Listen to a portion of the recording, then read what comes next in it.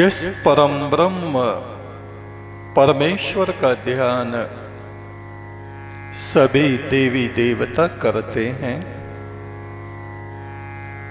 थोड़े समय के लिए हम सब उस परमेश्वर का ध्यान करें। सीधे होके बैठें, कमर गर्दन मस्तक को सीधा रखें, हाथों की तर्जनी उंगली और अंगूठे को मिला के रखें, आंखों को बंद करें। बंद आंखों से मस्तक में ब्रह्म ज्योति को देखें। उसी ज्योति में से उठते हुए ब्रह्मनाद को सुने। आती जाती हुई सांस पर ध्यान दें। गहरी शांति का अनुभव करें। एक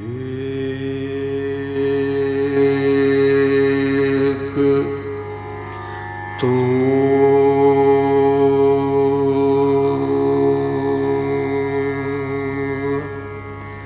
सच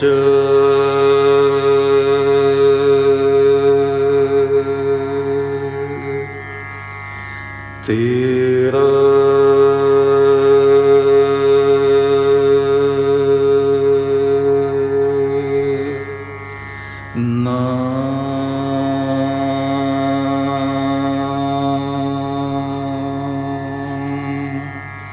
सच्चा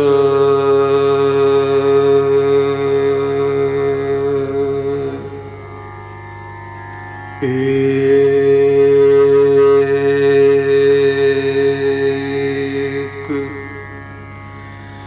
तो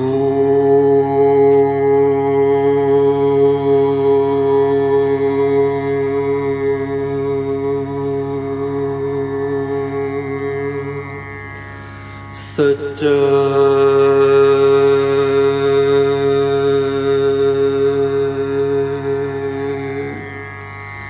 तेरा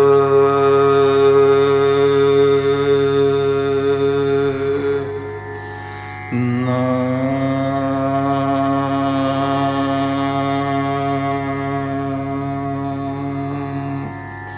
सच्चा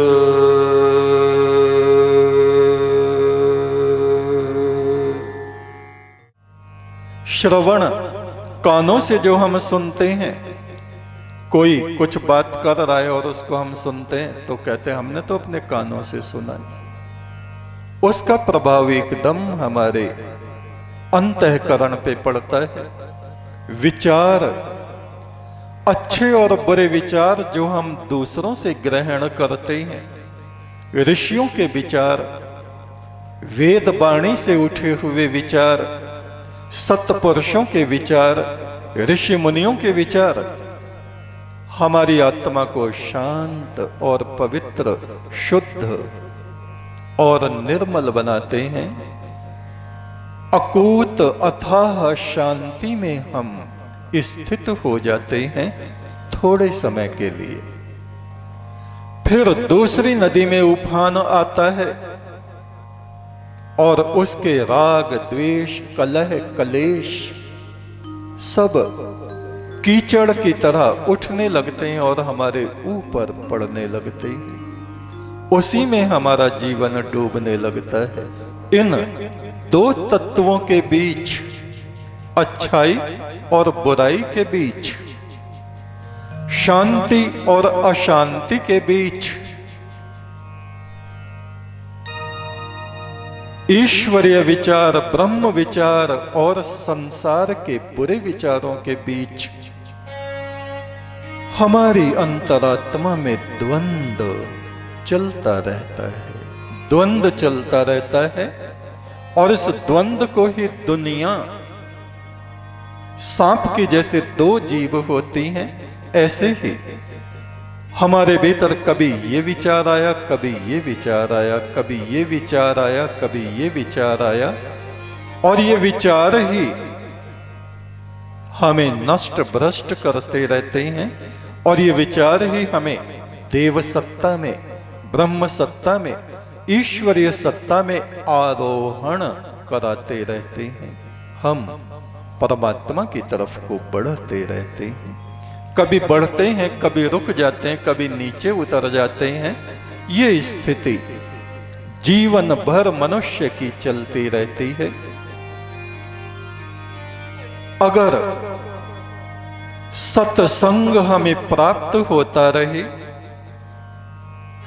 धर्म ग्रंथों की वाणियां हम पढ़ते रहें, सुनते रहें, यदि गुरु के चरणों में बैठकर हमें उनके दिव्य वचन सुनने का अवसर प्राप्त होता रहे, तो हमारे मानसिक क्लेश और व्याकुलताएं धीरे धीरे नष्ट होने लगते हैं। हमारे मन के भीतर एक अमृत का प्रवाह बहना शुरू हो जाता है। किंतु प्रतिदिन प्रति क्षण भी सतगुरु का सत्संग मिलना संभव नहीं, तो हमारे ऋषिगण कहते हैं कि जो परम ब्रह्म का ध्यान है, उस ध्यान में निरंतर लगे रहो। जो सांस चल रहा है निरंतर, कभी रुकता ही नहीं। जिस दिन रुक गया, मृत्यु। इस सांस की तरफ ध्यान दो। इन प्राणों को, इन दिव्य चेतना को संसार में नष्ट मत होने दो।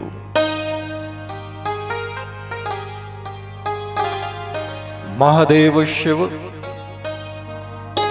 ब्रह्मपुत्र नदी के तट पर एक शिलाखंड पर बैठे हैं। उनके चरणों में बैठे हुए जल लहरों से नंदी महादेव के चरणों को धो रहे हैं, चरणामृत का पान कर रहे हैं। गुरु का चरणामृत।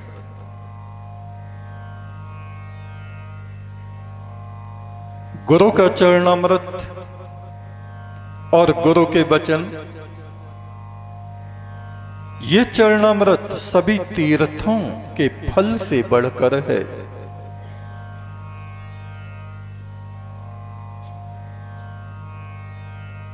ये चरणामृत जिसकी श्रद्धा है, नंदी की पूर्ण श्रद्धा गुरु के चरणों में है। नंदी जैसा शिष्य, महादेव जैसे गुरु, कोटि तीर्थ भवेत पुण्यम। गुरु के चरणों में बैठना ही करोड़ों तीर्थों के फल जैसा है। कोटि तीर्थ भवेत पुण्यम प्राप्तम फलदायकम।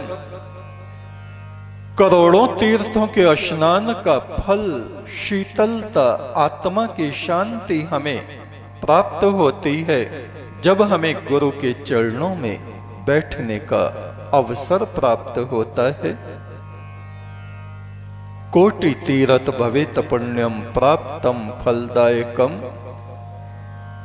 सतगुरु चरणोदकम पीत्वा पुनर्जन्म न विद्यते। गुरु के चरणों का अमृत, चरणामृत जिन्होंने पान किया है, वे कलह कलेश से, जन्म मरण के चक्र से छूट जाते हैं। और वास्तविक अमृत क्या है? गुरु की वाणी। उस वाणी को जो हृदयंगम कर लेते हैं, हृदय में धारण कर लेते हैं, निरंतर उस वाणी में रमण करते रहते हैं, उनकी आत्मा अमृत कणों से भीगी रहती है। शिव ने कहा, नंदी तुम्हारे कितने ही जन्म हो चुके हैं पहले, जब तुम मेरे पास नहीं आए थे उससे पहले तुम्हारे अनेक अनेक जन्म हुए हैं। मनुष्य का कहीं भी जन्म होता है, उससे अच्छे बुरे कर्म हर जन्म में होते हैं। अच्छे बुरे विचार उसके मस्तिष्क में हमेशा आते रहते हैं। अच्छी बुरी बातें उसके मुख से हमेशा निकलती रहती हैं, क्योंकि ये प्रकृति, ये संसार में ये हमारे संबंध, इनमें शोर शराबा कोलाहल, कितना ही किसी से हमें प्रेम हो, फिर भी उस अपने प्रियजन से कभी ना कभी हमें हृदय को विदीर्ण करने वाले कटु वचन, विषैले वचन सुनने ही पड़ते हैं, क्योंकि ये विष और अमृत हमारी आत्मा के भीतर समाया हुआ है।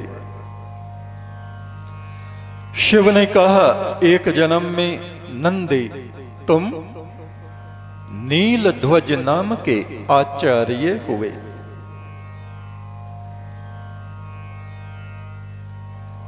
दावणगिरी राज्य में एक धर्मात्मा राजा हुआ। राजमहल में तरह तरह के षड्यंत्र होते रहते थे। जो राजकुमार था, युवराज था, वह बड़ा पाप बुद्धि था। उसके मित्र भी पाप बुद्धि थे। वे उसे सलाह देते रहते, तुम्हारा पिता तो मर ही नहीं रहा, ये कब मरेगा, कब तुम राजा बनोगे, कब तुम्हें स्वतंत्रता प्राप्त होगी, कब तुम लोगों पर शासन कर सकोगे। और उस राजकुमार के मस्तिष्क में भी वो तृष्णा बढ़ती चली गई और अपने मित्रों के सहयोग से उसने राजा की हत्या कर दी। प्रजाजन सब जान भी गए कि इस युवराज ने अपने पिता महाराजा की हत्या की है, किंतु वे कर भी क्या सकते थे। राजशाही का युग था। उस युवराज का अभिषेक कर दिया गया। उसी राज्य में एक नदी के किनारे एक झोंपड़ी बनाकर नीलध्वज आचार्य रहा करते थे। नीलध्वज को भी ये सब कुछ पता चला। कई बार उस युवराज ने खबर भेजी, हे देव, आप राजमहल पधारें, किंतु वो वहां गए नहीं।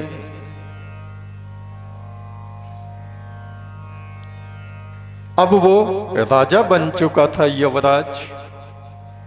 एक दिन आचार्य नीलध्वज के दर्शनों के लिए वो आया, चरणों में प्रणाम किया, बैठ गया, कहा, महात्मन, हे ऋषि, मुझे ज्ञान का उपदेश कीजिए। नीलध्वज ने कहा, महाराज, अमृत को ग्रहण करने के लिए आपका पात्र, बर्तन शुद्ध होना चाहिए, पवित्र होना चाहिए। यदि आपका पात्र स्वच्छ नहीं है, मलिन है, गंदा है, तो उसमें वो अमृत भी मलिन हो जाएगा। सबसे पहला ज्ञान यही है कि मनुष्य को अपनी बुद्धि को पवित्र करना चाहिए, अपने चिंतन को पवित्र करना चाहिए, अपने कर्तव्यों को कष्ट सहन करके भी पूरा करना चाहिए। युवराज ने कहा, फिर भी आचार्य, मैंने आपके पहले उपदेश को सुना और ग्रहण किया, अब कोई दूसरा उपदेश मुझे दीजिए। आचार्य नीलध्वज ने कहा, महाराज, मनुष्य किसी भी काम को करे, चाहे वो छोटा हो या बड़ा, उस कार्य को यदि वो दक्षता पूर्ण तरीके से करता है, कुशलता से करता है, रुचि पूर्वक करता है, तो उस कार्य में उसको सफलता मिलती है। अन्यथा वो कार्य छोटा हो या बड़ा हो, उसमें वह व्यक्ति असफल हो जाता है।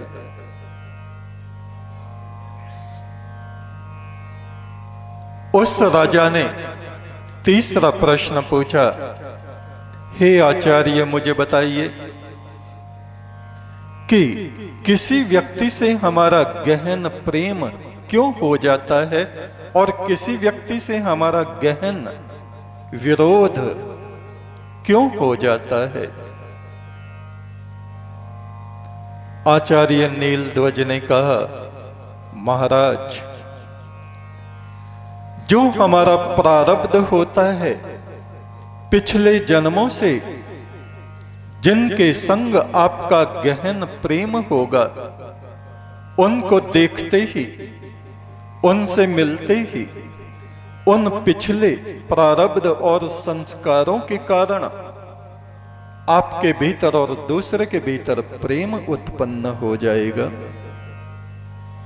और यदि पिछले किसी जन्म में किसी से आपका बैर रहा है, तो इस जन्म में भी वे कर्म प्रबल हो जाते हैं, किंतु वर्तमान समय में हम अपनी अशुद्धियों को कम कर सकते हैं, घटा सकते हैं।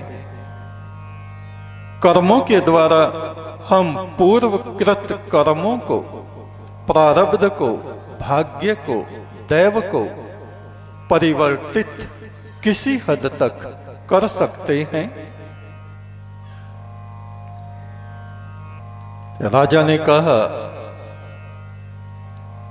आचार्य, अंतिम प्रार्थना मैं आपसे कर रहा हूं, मुझे कोई ऐसा उपाय बताइए जो मैं चक्रवर्ती सम्राट बन सकूं।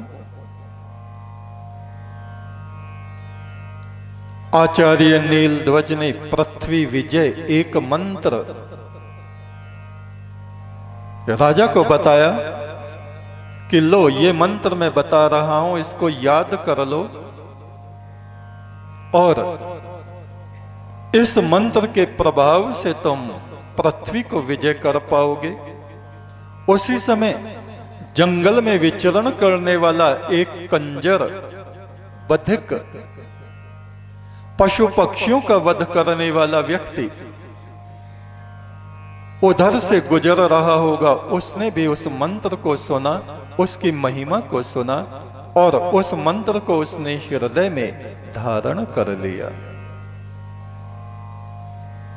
अपने निवास स्थान पर वनों में जाकर के वो कंजर